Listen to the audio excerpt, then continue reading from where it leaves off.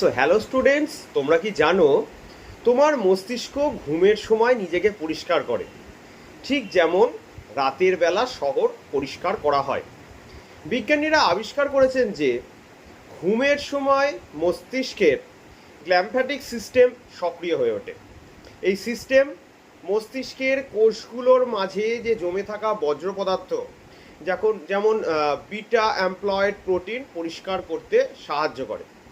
এই বিটা অ্যামপ্লয়েড যখন অতিরিক্ত জমা হয় তখন আমাদের স্মৃতি ভংশ বা অ্যালজাইমা রোগের সঙ্গে সম্পর্কিত বিষয়গুলো হয়। তো গবেষণায় দেখা গেছে এই গভীর ঘুমের এই সময় এই যে পরিষ্কার করার প্রক্রিয়াটা কিন্তু সবচেয়ে কার্যকরভাবে কাজ করে। তাই ঘুম যে শুধু একটা বিশ্রাম তাই নয়, এটি মস্তিষ্কের একটা নাইট ক্লিনিং সার্ভিস। আমার ভিডিওটিকে ভালো লেগে থাকলে চ্যানেলটিকে সাবস্ক্রাইব করে দেবে এবং ভিডিওটিকে অবশ্যই একটি লাইক করে দেবে।